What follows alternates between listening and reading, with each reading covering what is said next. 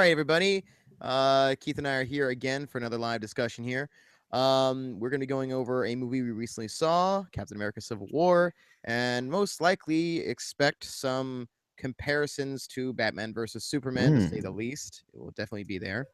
Saw that coming. Yeah, just letting you know now, it's too obvious to not bring that up. But that being said, what did you think about it, Keith? Well, for what you saw. Well, yes, I did intend on seeing it again today, but I was like, oh shit, Mother's Day. Like, so I was Yeah. had to take care of that. But I did see the first 2 hours, and I liked what I saw. I read up on what I missed, and I'm sorry I did. I mean, it makes me want to go see it again because it seems like it really saved that emotional punch for the very last act. But what I saw, I did like how the action was filmed and edited. I mean, it really felt like these characters were a part of their environment, smacking each other around. And whenever there was an action scene going on, I mean, there was just momentum. It did not let up. It was boom, boom, boom. It was satisfying on that note. And I also, because they're paced so well, you can inject those sweet one-liners you all love so much just very easily. We got like Ant-Man and Spidey giving the film a good sense of humor. We'll get more into them later, but overall, as someone who I really liked the first two Captain America films a lot for different reasons, very different movies, First Avenger and Winter Soldier. Um, but if there's anything to complain about, I mean, this was really more of an Avengers movie. You could have swapped out those insect themed comic relief characters for like Thor and Hawk and just called this Avengers. I mean, it really just felt like the Avengers disassemble rather than a Cap film. I mean, sure, yeah. I mean, Bucky was a pretty good big part, but I mean, this was basically Captain America versus Iron Man, Yeah. essentially. Yeah, I definitely kind of feel that there. Overall, if I were to sum it down to the things I didn't like and the things I did like, some of the premise of the Registration Act I kind of couldn't get behind, but Mm-hmm. more importantly, as a movie, um, I think the first act, it's funny. It's suffered in ways that people accused Batman versus Superman of suffering from. Its perceived mistakes were actually a good deal. Like the pacing in this movie, the first act was very ADHD. All over the place. Yeah, without a doubt. The second and third acts were, in my opinion, so strong overall that it made up for it. The hangar scene, the big fight, when we Mm-hmm. were all waiting for, there were a lot of moments that surprised us. And suffice to say, I think, how about we try to keep it spoiler free For uh, the time for being, a yeah. little bit. So I won't, yeah, we won't bring up what happens there, but so yeah, the first act had this really annoying habit of switching locations constantly, more than Mm. Batman vs Superman did actually. Yeah, I mean, everyone, everyone say Dawn of Justice just drops you in a new location. Just like, what? Where am I? Like, just plops you. But really, in reality, like, that movie, it did that. It showed you when Superman arrived on Africa. Like, it maybe showed you like 3 different locations. Then it stopped. For the rest of the movie, it's just like Gotham, Metropolis. We get it. Yeah. This movie, whenever it dropped you in a new location, it would give this obnoxious, just all caps Helvetica, just like font that takes up the whole screen, like Panama. Like, it just keeps doing Yep. this. Not. I mean, especially through the first act, but it continues to do it like even like later.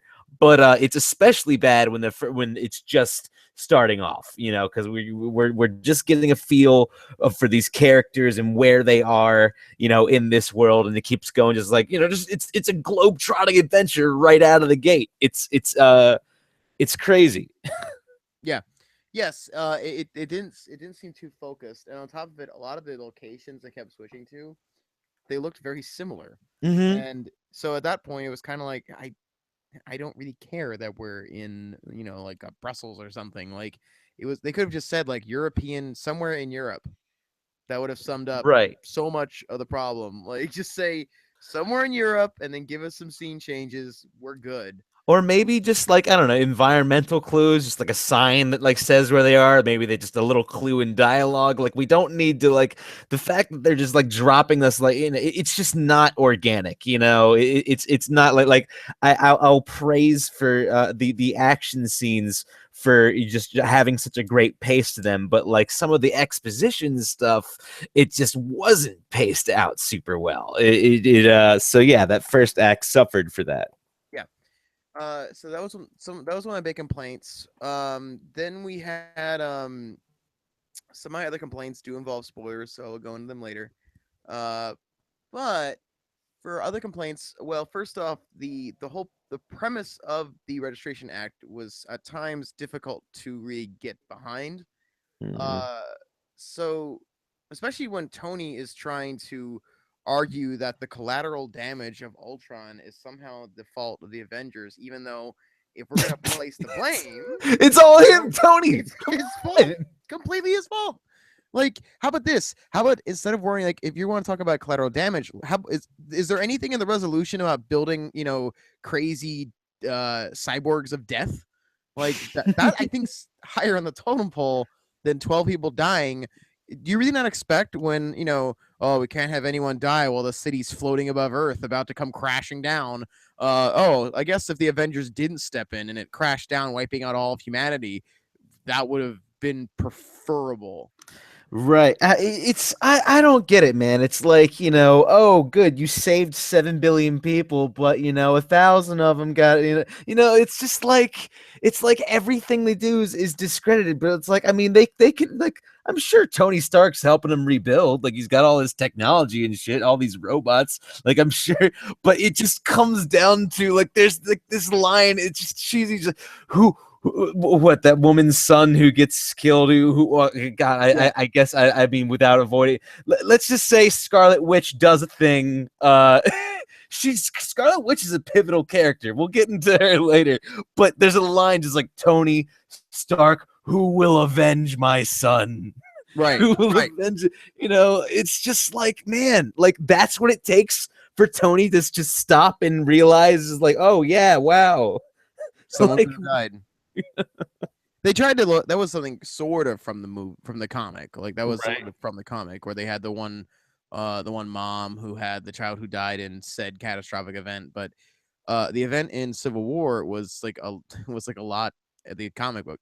The event in that one actually made a little more sense, which was like something like hundreds of children died because a bunch of teenager superheroes with no supervision they chased Nitro in like Mm. this one area. Nitro killed a bunch of people because they were trying to film a reality show and they actually weren't trying to stop him. They were trying to get views. Right. That yes, because that right there is showing the superheroes in that incident.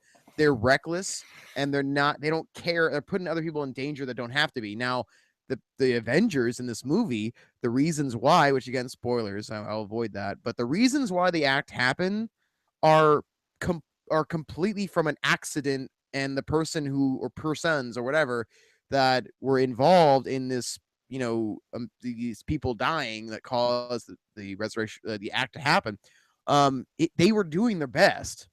Like they weren't Right. trying to get YouTube views and this. They tried. They did their best. They were looking out for people. So you're trying to Uh, minimize casualties, but inadvertently, just some unexpected casualties happen. Like it was a spur of the moment. They're in the heat of the battle. Like things got messy, and like that's the catalyst for this registration act. And yeah, it just the whole premise for the registration act in the movie is just not as sound as it is in the comic. It's just not as just I don't know. It's just not as believably established. no. I don't think. And then they want to convince us. I'm going to take a little bit from Red Letter Media's actually review of this. I watched it not long ago. Mm-hmm. How was And that? it was pretty good actually. They were talking. They had a lot of good points there. I think they were laughing about the idea that the UN actually had any like there was something to be scared of for the Avengers. Like, oh yeah, they're gonna get a lot done. But what was very funny about that was they were wondering how exactly the UN was gonna enforce this. Like, were they gonna be like, all right, we got to have a council meeting, we got to get a second vote, like, and then all of a sudden, like, this monster is destroying, a city or something like that. and it cuts back to these guys. Hulk's just got his arms crossed, like tapping his foot, Yeah. just like Hulk would like to smash. Right. It just was like, one of my friends actually was trying to say that it'd be compartmentalized. This. But I guess you could go into ways that they would enforce it, which none of which are talked about. So as far as we know, it's just the UN have to have a Security Council meeting, and then this one bad guy has killed 25,000 people, and Captain America's still sitting there going, "I told you, yeah, I told you."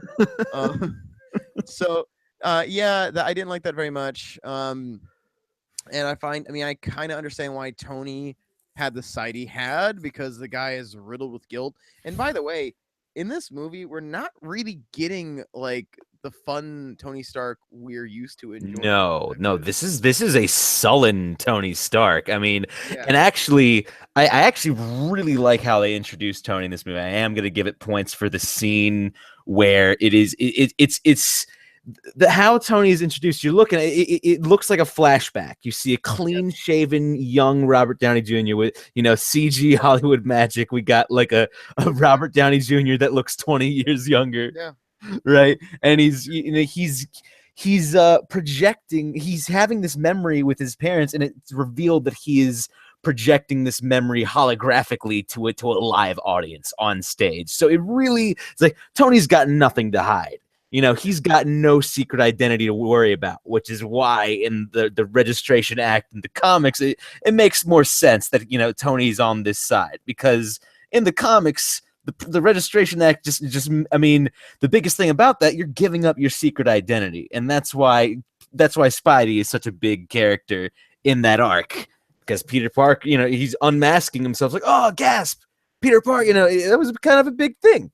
In this, it doesn't really come down to that. Secret identities really aren't a part of it. Everybody knows Tony Stark, Steve Rogers, that's not a part of the plot of this one. But I really still like that they went there with his character. They showed he's got nothing to hide. He's letting it all hang. Like I thought that was a smart way to introduce him with that scene. Yeah, that was definitely something a little different. And I also like the fact that, I guess in terms of some positives here, I don't want to, make it seem like we just hate the movie because, we're Batman vs Superman diehards here. Yeah, exactly. There's a lot to enjoy in this movie. So okay, things I liked a lot. Sorry, we got guys sending me messages about their thoughts. Hold on, do me a favor. Is it in the chat or in my messages? A favor and comment video. I can see it. Okay. So yes, depth. The third act, it showed some of the characters in kind of like an emotional depth we have not seen them in, like Iron Man and Cap and I guess Bucky. We haven't seen a lot of Bucky in terms of him not being a brainwashed super soldier. So all right. But Cap and Iron Man, a lot of depth there. A lot of depth in that at the end of it there. It really gave us a lot. And funny enough, now somebody else is messaging me on Facebook. They're listening in. Hold on 1 second. Comment on the video. Thanks. Okay. All right. Usually everyone comments on the chat. There we go. These two didn't like Civil War. What are they? What? Yeah, like what? Are they? Yeah, right. Yeah. No. Well, again, we liked it. So yeah, third act. A lot of depth there. It really was. There were consequences, and I was really, it makes you wonder what's going to happen to the team afterwards. So there was a lot of good stuff in it. The second act was an outrageous amount of fun. Yeah, entertainment wise, like it's like where like a big battle with all like how many, like 10, a dozen of them total, like duking it out. Like that's in the middle of the movie. That airport scene is actually like that whole climax. I mean, it's dark, it's intimate, it's like what I thought we were friends, thought we were BFFs, like all that heavy stuff is at that third act. But in the middle is where we see Black Panther introduced, Spidey, Ant-Man, everybody entering the fray, and it is I mean, there's a reason why everyone's hyping up that airport scene. It's because there really hasn't been anything like it, quite like it in these Marvel movies. I mean, hero on hero, just all these powers running rampant. It was a lot of fun, especially getting back to these insect characters. We get Giant Man. I mean, come on, how great was that? Spoiler warning. Spoiler warning. Boy, oh, I'm sorry. I'm so. I thought that was. Oh man. I'm saving that. I'm sorry. What? Oh. What? I note. thought I could have sworn that was that. I could have sworn that was known. Okay, so we are 15 minutes and 10 seconds in. Let me make a note of that. Damn. All right. All right. All right. I'm sorry. My bad. My bad. All right. Okay. Okay. Let's. I suppose now we can talk spoilers. I guess we can tell. Okay. Well, let's just say from here on out. I'll say 15 minutes. I mean, I don't know, man. I mean, does that come? Is that all right? All right. All right. I'm really my bad. I just. There's it's not just a single trailer that shows Giant Man. Nothing. No mention of him. I didn't know it was coming until I saw the movie. Oh shit. Well, shit. I don't know how. Well, I don't. Well, I mean, but it is only in that action scene, right? It is just that. What I mean, I don't know. I mean, yeah, that's why I didn't think of it. I mean, it is awesome to see it in that scene, but I mean, I guess I just didn't think of it in terms of its bearing on the story. It is cool though. It is a goodie. It is like a that's a big old piece of fan candy right there. I mean, like, come on, like, yeah. I didn't think of it that way. I was just, yeah, I was just getting excited about that action scene. I just get excited about that. So, all right. So now since we're getting into spoilers here. Now we're in spoiler town. Yes. Okay. So one of the things I did not like about this movie was Baron Zemo. Almost completely, almost everything about him. I felt his motives are very lackluster.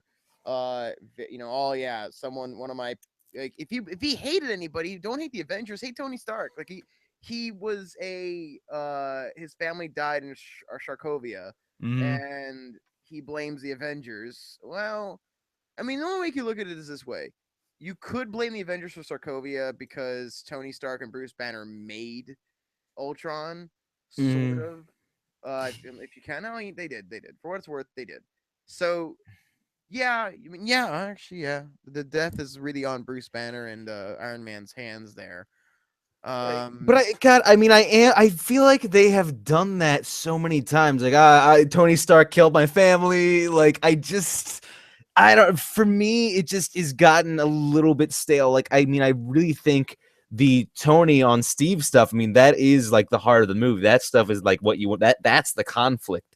But it's like, I feel like to get there, it just was a little contrived. Like, this is like the third or fourth movie that they're like, look how much collateral damage your last battle had, you know?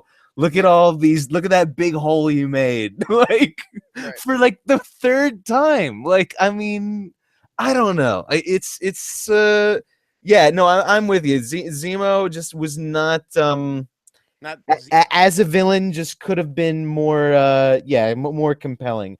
Was Zemo the same? The guy who the hell, the skull helmet guy, drawing a blank.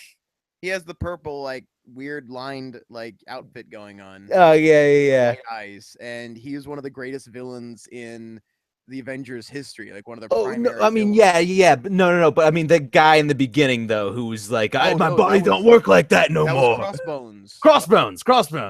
Yeah, Crossbones was yeah. Yeah, I mean, what was he all about? Like yeah.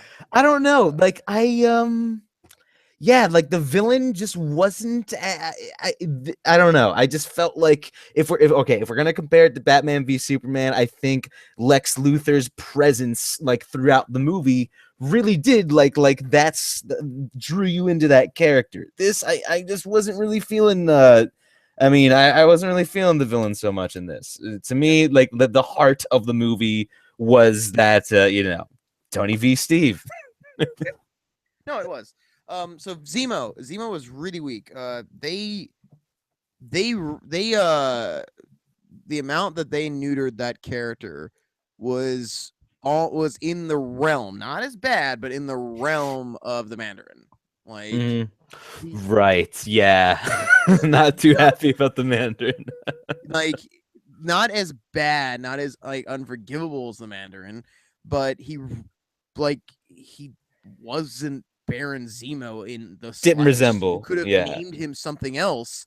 I mean, at least the Mandarin dressed up like the Mandarin, but that was like a giant slap in everyone's faces. So then that's the other side of the problem. It was like almost contemptuous. So this Zemo, awful, awful. Um, That's all right. Now let's talk about my least favorite character, Scarlet Witch. Right. Now that we're in spoiler town, the catalyst for this registration act, like, and it's so I don't. It just looked so dumb when she's trying to contain the blast. Yeah. Yeah, someone, yeah, and she just lifts this blast right into a building, just right into like the fourth story of like this building, just killing all these people. Oh, like, yeah, like, I don't. And like, yeah, she can't do anything on her own. She's so, I mean, yeah, she is inexperienced, and she is without her brother, who she's been with for a long time, who died in the last movie in Age of Ultron, and is never mentioned. Pietro is just like, yeah, he's never brought up. Yep. And yeah, just her character is not developed at all, and it's such a slat. Yeah, to me, it just pissed me off because she's such a pivotal character. Her actions have these repercussions, but we don't really know her. Like, it's like she fell out of a Twilight movie, and it's like, I don't like, her accent is bad. I don't understand how any of this was approved. I don't. And Scarlet Witch is so cool in their comics. She's got a really cool look. It's not too late to save her character. Just suit her up, give her cool arm capes, have her go toe to toe with Doctor Strange or something. Like, come on, do something with her, because she's just not. She just doesn't exist. Just a who gives a shit character. Yeah. Her abilities to like her abilities are okay, but They're so vague. It's just yeah, telekinesis. It's holding and throwing things mostly. yeah, and then it's hard to really gauge the limits of her powers. This. Yeah, her outfit is. I mean, I thought Hawkeye's outfit was pretty lame. Like, man, I mean, I thought his outfit was initially pretty weak, but at least it's tactical looking, I guess. With Yeah, her, it fits the, Jeremy Renner, fits the actor. He pulls it off. I've grown accustomed to it, and this just, I don't know. I just felt like, what are you wearing? Just like, yeah, just keep that. We'll add, like, like, right? it's just kind of, yeah, it's boring. And yeah, I wasn't feeling her character. And speaking of Hawkeye, he shows up. Why? It's Yeah. like, he doesn't really during that airport scene. I mean, as much as I enjoyed that scene, as when he's duking it out with Black Widow, just like, hey, we're still friends, right? Like, it's funny, but at the same time, just like, wow, this battle isn't as dramatic as I'd hoped. Are It's they gonna be friends after this now? Yeah, there's no real strained relationship between those two. yeah, Uh, yeah. I'll admit, yeah, that I could see that issue. Uh, And I like, I mean, I really liked that it had the lighthearted moments, because I mean, it did get dark at times, but I mean, I just think I think Batman v Superman did a better job at reconciling those. I thought that movie had just enough humor. It had like a consistent, dreary but like appropriate tone. Everything just kind of what I mean.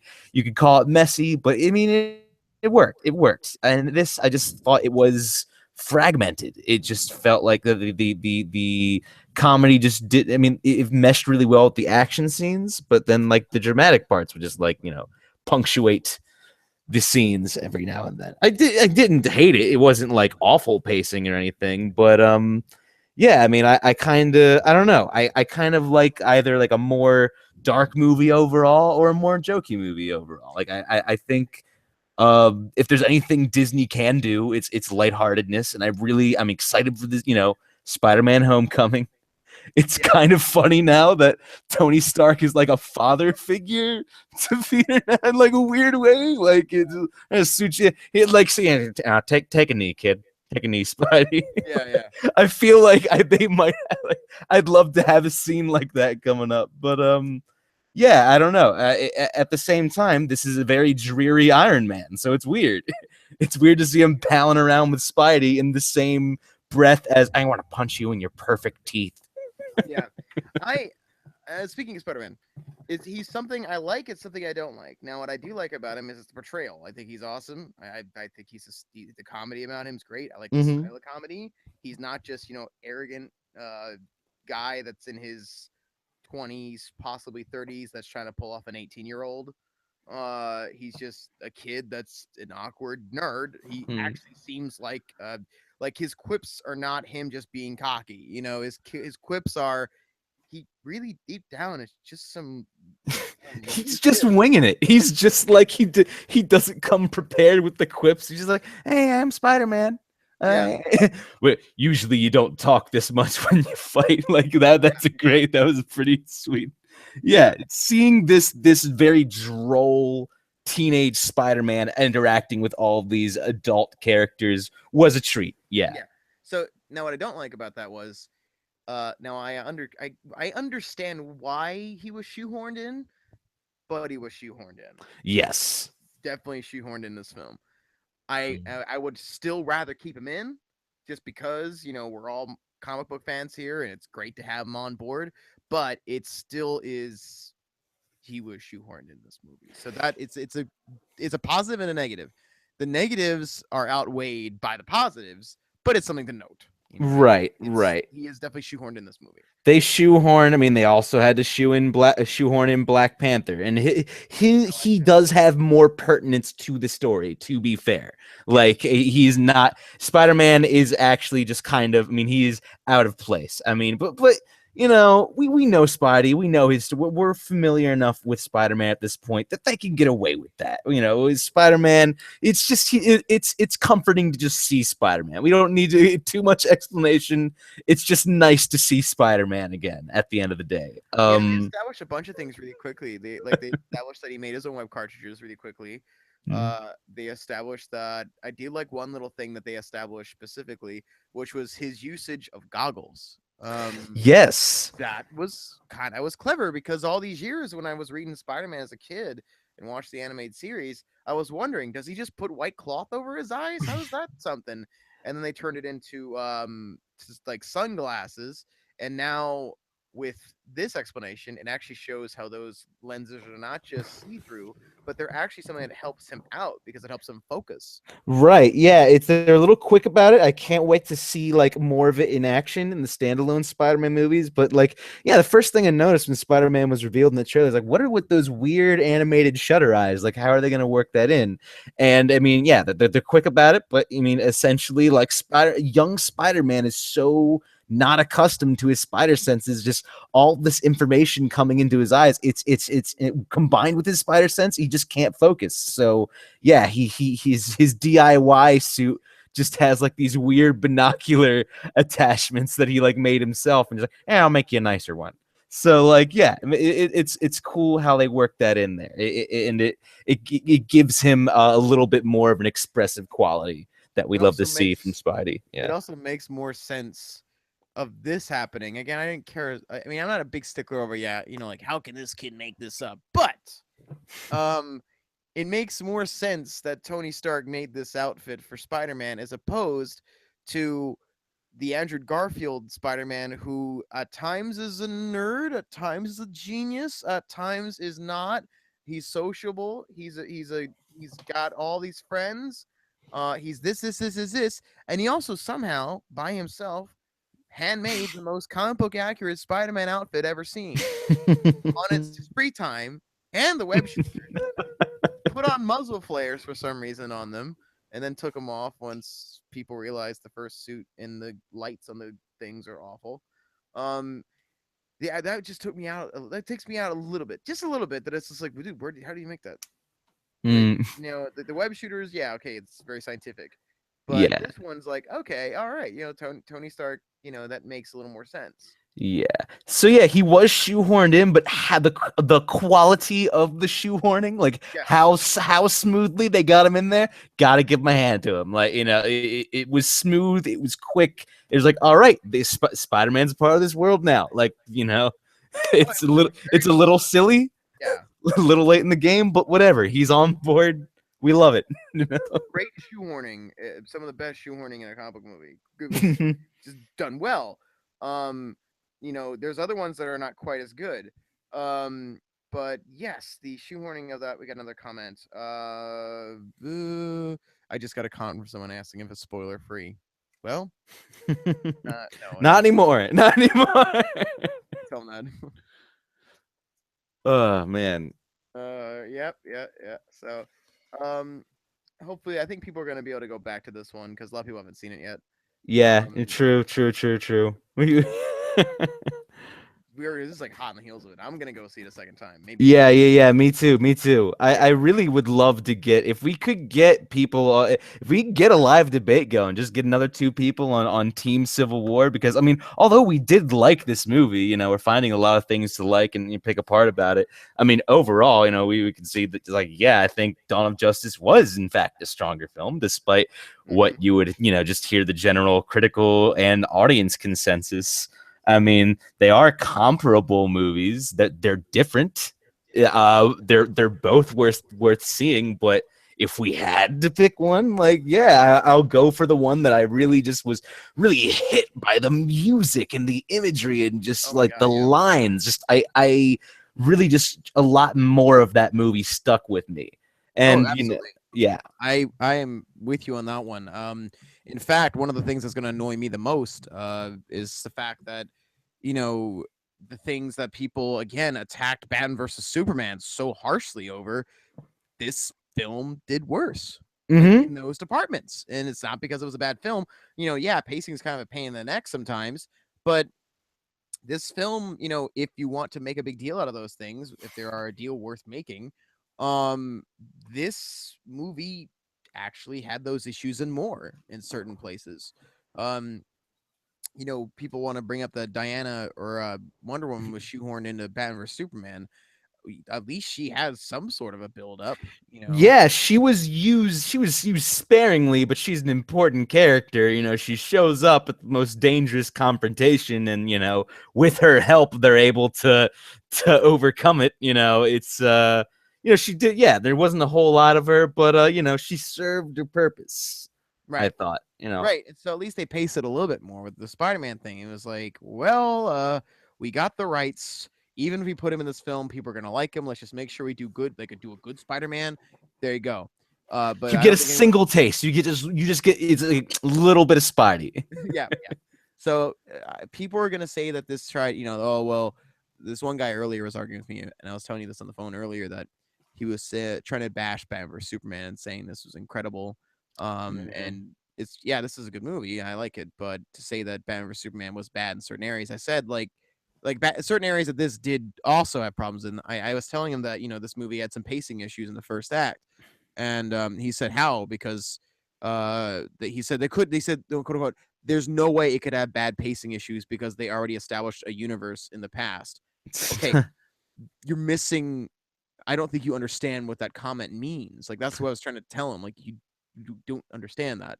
It doesn't matter how much there is out there in the rest of the universe. You could still produce a movie with bad pacing. There is this overarching story, but each of these films have their own contained plot. Just because like it's not bad pacing because it's all planned out. We're gonna get to Thanos and blah blah. How do you know it's bad like dude, we're talking about within the context of this movie. This specific story is maybe not laid out in the best way. Like it's yeah, this is a very wordy, dense movie. It's a globe. They're constantly hopping through locations. There's so many characters. It's a lot. It is a crazy juggling act. The movie is mostly successful, but it stumbles a little bit. Stumbles just a little bit. Like again, the Spidey shoehorn in the movie, and even though Ant-Man's already established, he's kind of shoehorned into the movie. I mean, granted, I loved him. I loved it. I loved the humor, loved the action, of course. You know, his presence did make the movie better, but like he's just an accessory. He's just like, all right, here's a taste of Ant-Man. Here's a taste of Spidey. Here's 2 tastes of Black Panther. You know, here's like it's a TGI Fridays appetizer platter. You know, it's Right. you got your Hawkeye poppers, got your Black Widow. Yeah, it's yeah, it was yeah, I think it just tried too hard to please everyone that the overall product maybe just suffered a little bit, a little bit. Yeah, Just just a bit, nothing horrible. I think this actually one of our shortest podcasts yet because come to think of it, like it was good. Uh the overall consensus is that people think it's good, maybe higher than what we would think so. I don't think it deserves a 91 just because of what it means compared to other movies in the superhero genre at least. Like mm, I I don't think. Well, first off, the big elephant in the room again. It's no. It's does not. Okay, if it's 91%, that doesn't mean. And like, okay, it's not 91 to Batman versus Superman's 29. Like that's absolutely preposterous. Um, and that all according to this, then that means it's better than like other superhero movies, which I feel are better. I forgot how high. Let me go look it up right now. I think hold on, Spider-Man. I think Spider-Man 2 is around that, and I think Spider-Man 2 is a better movie. Yeah, Um, it's like yeah, it's a little overblown. Like I mean, yeah, 91. Most people are gonna have a positive outlook, and but I mean, when you look at that 91, that glistening, just like oh, it's above 90%, Oscar contender. Like you know, you have certain expectations, and you look at a number like that. Not that you should. It's not a good way to gauge how a movie is. But I mean, unfortunately, that's just the way it is. Most people are gonna look at that Rotten Tomatoes score and make their judgment right there. Very right, sad. That's sad. It's unfortunate sad. truth. So bearing that in mind, I guess the other bulk of this is really just it's the consensus is that this just demolishes Batman vs Superman, which it does not, but it's still a good movie. Which are, I guess, my final points in this. If I were to give it a grade for a superhero film, uh, let me. I still had this as one of my favorite Marvel movies of all time, just based as a comic book fan, what it delivered on. Like, I know brought up a lot of problems that it had, but it was more about my problems have more to do with the public perception of this film. And again, it is important. There are times when what other people think are important because what other people think and how they act are going to shape these cinematic universes. And if we do not try to at least point out as loudly as we can what the issues are, then no one's going to hear them. So Mhm. my problems have to do a little with the perception of these films. Uh, as a Marvel movie, even though I'm not sure if I'd give it a 91, like an A, because of the first act's pacing. Just overall as a movie, in the genre, it's still one of my favorite Marvel movies for the content in it, like for what it's delivered on. Could it have been delivered better? Yes, but it's still some of my favorite content in a Marvel movie. Just having like the Ant-Man interacting with Spider-Man and all the great stuff we saw, the Hawkeye, Ant-Man shot with him on the arrow. Right. There was Oh man, Ant-Man jumping into the armor and yeah, tearing it apart. Like, really satisfying. Like we've spent so much time with these characters. These characters have grown a little bit. It is even though the movie, it's got some of that's those moments in it where we're just like not entirely with it. You know, the fact that it has those moments in there. I mean, it doesn't take away from that enjoyment. It no. just, yeah, it's So pretty impressive at moments. even though I can't rank it quite that high based on the first act's issues and some of the premise being kind of iffy, um, I still say it's one of my favorite Marvel films based on the other things it delivered. Again, premise of the Registration Act I thought was kind of weak. There was also a few moments in this movie where like the government were acting like Captain America was some terrorist when he's protecting Bucky. A lot of those issues could have just been solved by like a 10-second discussion with him. Like just let him talk. Just let him talk and Yeah. no problem. So those are some of the major issues I have. Uh So in the comic book content, I loved it. One of my favorite comic book movies ever in the content it delivered on. The premise and the execution of the movie, however, are where there are flaws in the movie. So I guess my overall grade, if I were to give it to it for superhero movie, uh 85. Yeah, that's what I was feeling. I was feeling like Yeah. B plus, like high, but like Yeah. just shy of like truly like one of the greats. I mean, it Yes. was like, just shy of that Spider-Man 2 that, it delivered on the fun. It really did. It was like, for fans, it's like it's just a big bowl of candy. It's just like it's finally like, yes, now that we've seen all these characters, we get to see them run around and fight, and it's just on that level. Yeah, it's hard to top. It's hard to top that. I'm Right. sure many people are just gonna go bananas over this movie just over that. But yeah, it, as someone who really liked the first two Captain America movies, like I thought the first one was a really great period piece, and it ended on that note, that very somber. Like I had a date, like ooh, just destroys me every time. Just Oh yeah. absolutely.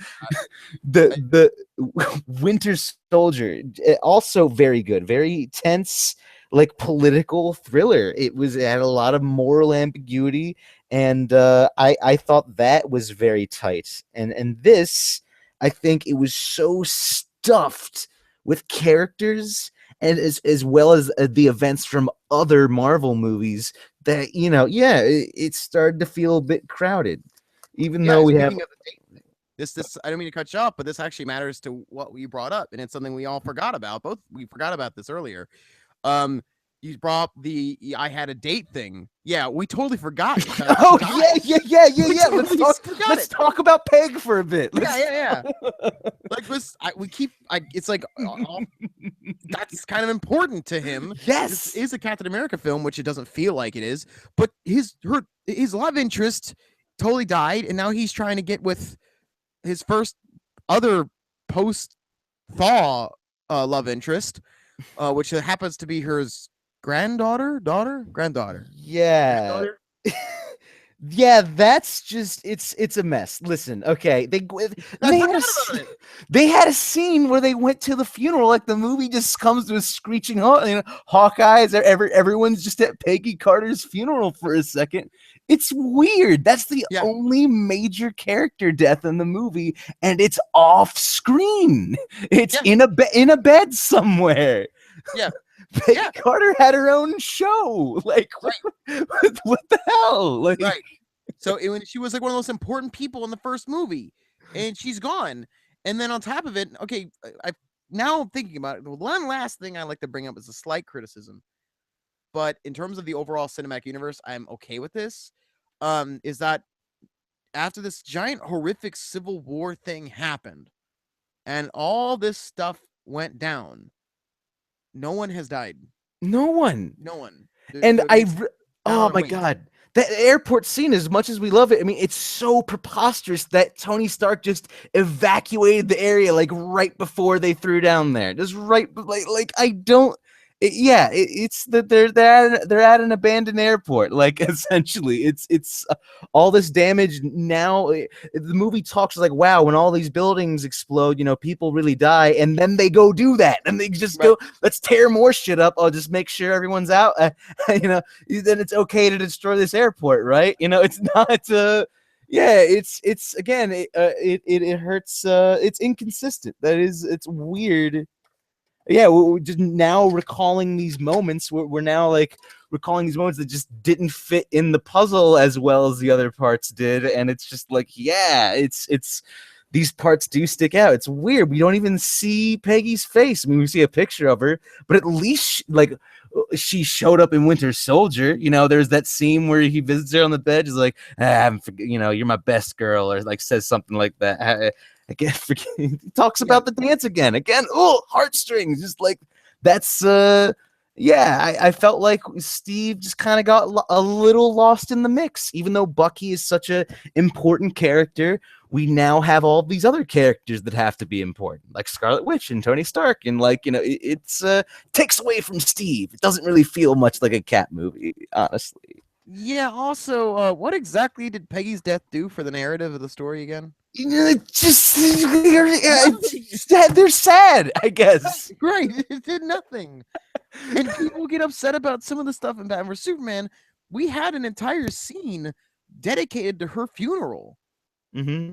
And I was almost expecting it to like turn into a trap or something. Like it's like they Yeah, got like- all the Avengers there at the funeral. Like when are they gonna like blow the place up? Because that's what Batman v Superman basically would do. Like just surprise, just pull the rug from under your feet or something. Like yeah, but no, we're just sitting with them in the pew like at a funeral for a minute, and it's weird. It's yeah, death's a thing. And that's also something, I get it, collateral damage sucks. But in these superhero movies, that's kind of part of the universe. Like this stuff happens in the comics. This stuff happens in it happens in both universes, and we can't pretend that it doesn't. Like that's part of it. And when you remove it, like and that's one of the things that Batman vs Superman I didn't like, where they were like, well, dude, this part of town's abandoned. Okay, listen, it's a giant monster. It's not going to play nice. They'll do their best, and if people die, it's not the hero's fault. It's their job to stop it. That's part of the universe. they have to stop it from killing everyone. Right. They will do their best to prevent others from being killed, but they're also not going to roll this red carpet out and be like, well, thank God we moved him here in, risking their own life. And by the way, if the hero dies because they're wasting their time trying to drag a crazy psychopath monster into a safe area, well, then everyone's screwed. Or waiting for the UN to approve their actions. Right? Like that takes me out of it sometimes, where it's like, oh, thank God all of this is abandoned, which again, yeah, they did in Batman vs Superman, where it was like, oh, thankfully the work day is over with. No, own up to this.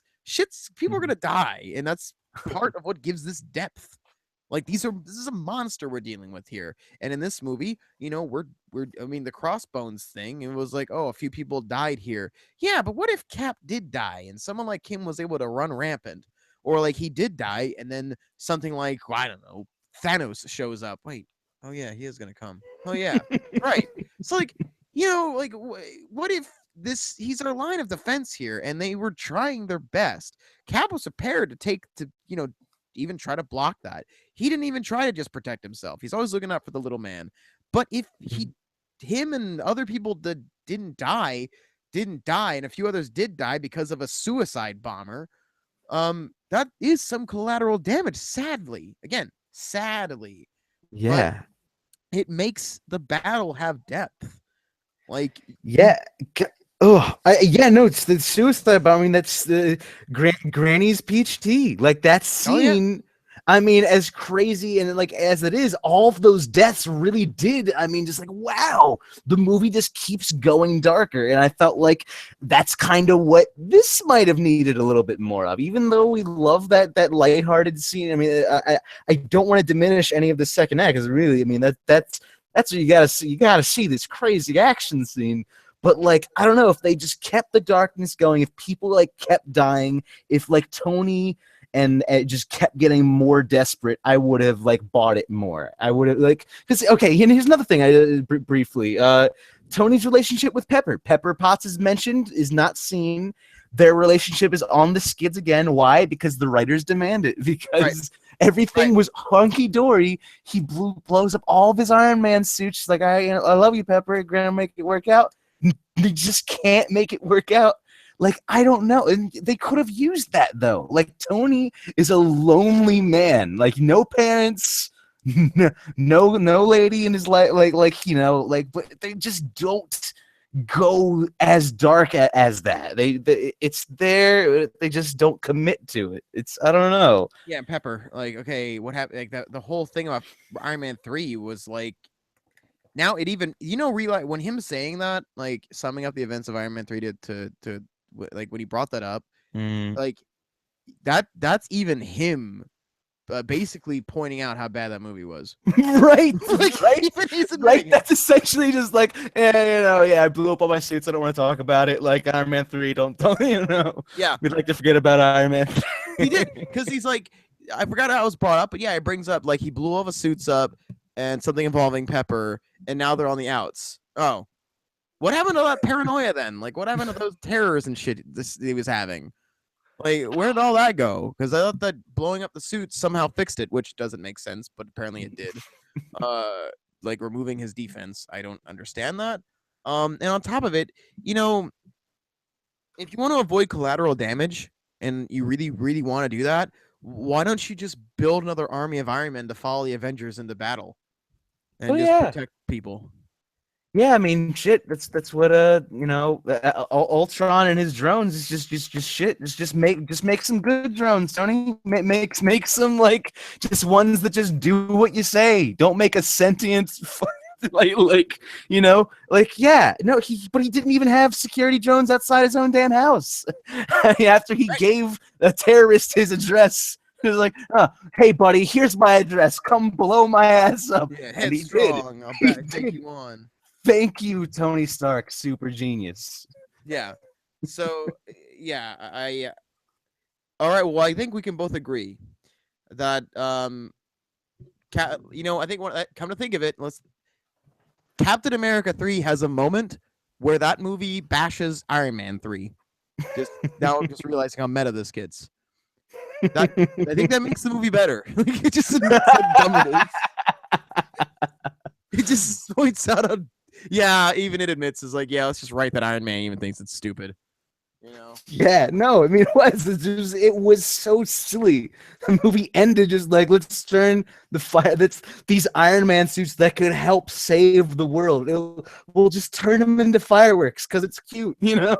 Right. We'll have him smooch Pepper while all of these amazing suits are being detonated and just like woohoo. Like yeah, I mean it's fun. It was a fun movie, but see, I actually as an Iron Man movie, I enjoyed that, but as an MCU movie, I did kind of hate Iron Man 3. It was very out of place.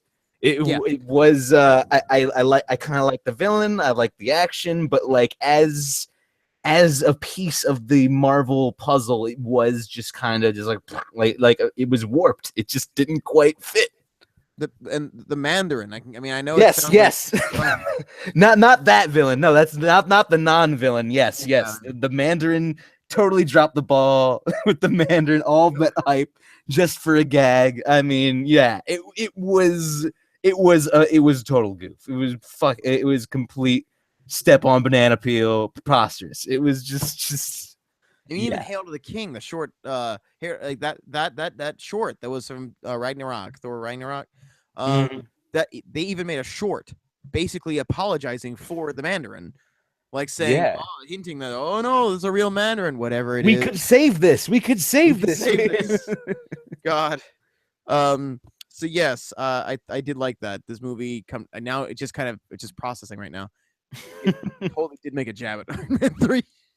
Yeah, all my suits are gone, and if you're watching Iron Man 3, you're thinking to yourself, well, that means that Pepper, she's got they better be married for life at this point because he gave up all those crazy suits and everything. Clearly, they're never going to break up, right?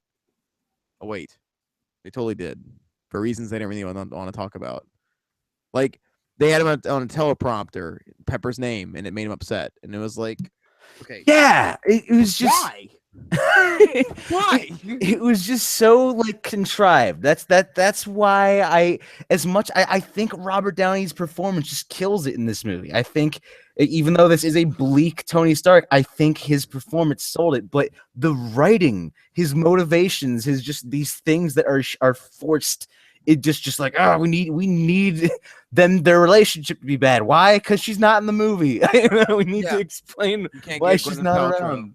Yeah. Right. So like that got kind of agitating. See, I guess now it's like all the problems I guess I am having with it. And again, good movie. I'm just off the wall here, just bringing up what I didn't like. I will give it. I'm giving it extra points that I was not aware that I should have given it, which again is the total Iron Man 3 diss. That was intentional or not, but it was my way of going, yeah, it is kind of what happened, isn't it? Well, I'm glad you have an Iron Man suit now, Tony. Yeah. Yep. Oh gosh. Yeah, I in terms of yeah, even though it wasn't my favorite Cap film, it is one of the better Marvel films for sure. Just on pure entertainment value, in that they've grown up these characters a little bit. We've spent enough time with these characters. Let's put them in a different place. Let's shake up the Avengers. And I'm looking at the outline for Phase 3. I am, even though it just kills me, and it's been 2012 Avengers, right? Thanos revealed at the end. If Avengers would be flirting with death. Oh man, next big foe, Avengers are gonna fight Thanos. Can't wait for this Thanos, this Infinity War. 7 years later, Infinity War Part 2, literally 7 years later. Like, they're just dragging it out. Okay, so that pisses me off to no end. I know, but I am glad. I mean, after this, we got Black Panther, we got Doctor Strange, we got Guardians of the Galaxy 2. They are and Ant-Man 2. They really are like breaking it up with a very different wave of here. We're getting a Thor 3 sometime, but this isn't the usual like Captain America, Iron Man. This doesn't really feel much like a Captain America film. We're getting, I think, this new phase will have a different feel to it. I'm hoping. I think this was a little spotty, but it is promising. It's like these things are coming. We're gonna get more scenes, these crazy crossovers that we've been promising you for a while now. Like, yeah, I'm on board. Overall, am enthusiastic. Have problems still. Would give it a B, but like a pause. B is a good score. Should be proud of a B. I would say for me again, 85%. I would say that Captain America: Civil War is a better Avengers movie than Age of Ultron. Mm. Totally agree. I could. Age of Ultron. Wow. Yeah, I mean, it suffered from a couple of the same problems. It fixed most of them, again, but Scarlet Witch and Vision, like what? Like, come on, like these crazy powerful characters that have like major implications, like what for like their place in this universe. Like, they're like indoors most of the time, man. Like, Vision's got a damn Infinity Stone right on his head. Oh yeah, another thing too. Quick thing about that. As I was bringing up earlier, the Infinity Stones, which I'm calling them gems. I'm tired. Yeah, no, gems, better name. We're calling them gems. I know that they're calling them stones now, and there's even an Infinity Gauntlet tie-in to Secret Wars, and they call them stones, and it's like, stop.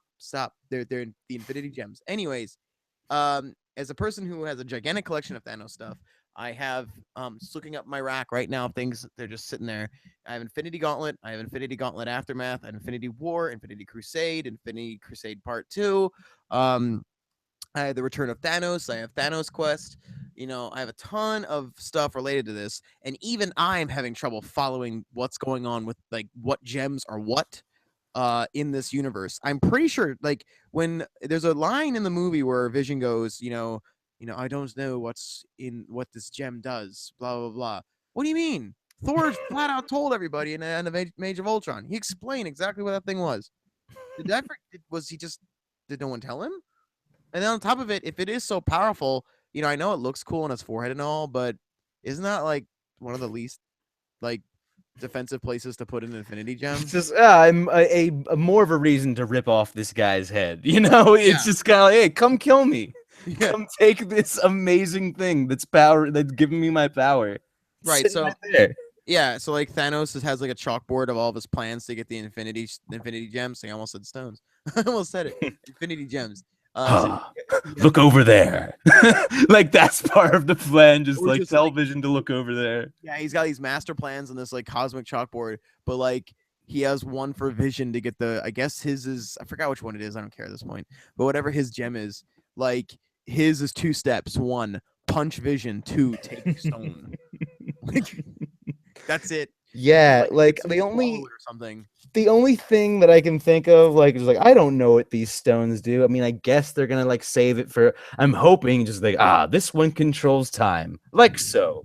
You know, like, Yeah. like I really hope they go all out, like with the. I mean, they've just only hinted at like the devastating powers of these stones, like mostly in Guardians of the Galaxy, just seeing Yeah. like these whole planets getting destroyed, which is why I'm actually really excited for Guardians of the Galaxy 2, because that's obviously going to be, I mean, hopefully the next big step for Thanos. We get to see like.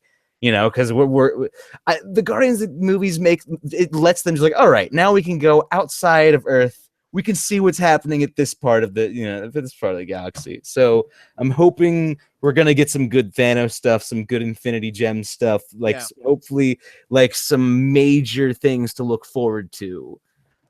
Right. No, I'm looking forward to that as well. I'm looking forward to like I'm calling that we're probably gonna get Adam Warlock in Guardians of the Galaxy 2, which I'm really hoping on. But however, so in closing, let us know if you want another one of these. I know a lot of you guys kind of avoided this chat tonight because the movie's obviously just out. So if you'd like to have another live discussion when everyone's caught up in the movie, let us know in the comments or message us. You guys know how to reach us. But Yeah, we'll until see it a then, second time. You know, get a refresher. Maybe have even more things to say. yep, we'll be back for sure. Mhm. So, all right, guys, and we are out. Awesome. Later.